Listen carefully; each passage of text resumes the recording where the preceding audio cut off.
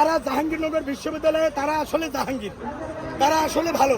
হ্যাঁ, আবার আমি দেখতাম ঢাবি, তো প্রথমে ছিল ঢাবি, তারপরে ছিল জাবি, তারপরে ছিল জবি, তার মানে নাম্বার 3। এই 3 নাম্বারকে তারা শেখ হাসিনাকে তাড়ানোর জন্য এই জবির 2টা ছাত্র না, 2টা ছাত্র তো নিহত হয়েছে, জবির অসংখ্য ছাত্র আহত হয়েছে, এবং জবি যারা পরে এরা হলো আমার ছেলে ও মেয়ে, এরা আমার ছেলে মেয়ে, আমার ছেলে মেয়ে তো এরাই। আমি মনে করি এই মাদানি, রফিকুল ইসলাম মাদানি ওই আমলিগ নিষিদ্ধে যেমন গরু জবাই দিছে, আমার মনে হয় প্রত্যেকটা মাদ্রাসায় মিষ্টি যদি খাওয়ার সুযোগ থাকে, মমতাজ যে অ্যারেস্ট হয়েছে তার বিচারের দাবিতে আল্লাহর কাছে কোরআন হাদিস পড়ে দোয়া দুরূদ পড়ে আল্লাহর কাছে তার বিচারের কামনা করে মোনাজাত করা উচিত প্রত্যেক মসজিদ মাদ্রাসায়। হাঁটতে যায়, ওই হাঁটতে যাইতে যাইতেই তো দেশে এখন এই পরিস্থিতি হয়ে গেছে।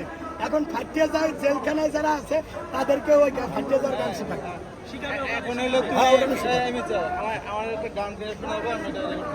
আমি গান গাবো, গান গেছিল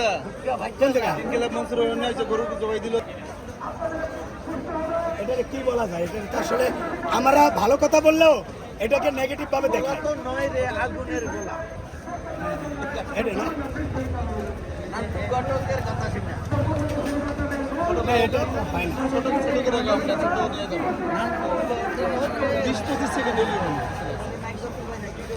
এখন মমতা যে দেশে যে অশ্লীলপনার বীজ ছড়াইছে, মানে ছোট মেয়েরা যারা অপ্রাপ্ত বয়স্ক মেয়েরা, তারা যখন মমতাজ গাইতো ফাইটা যায় বুকটা ফাইটা যায়, তখন এই অপ্রাপ্ত বয়স্ক মেয়েরাও মনে করতো কি ফাইটে যায়, তখন তারা চিন্তা করতো তার কলম ফাইটে যায় নাকি তার কোন জায়গায় কি ফাইটে যায়।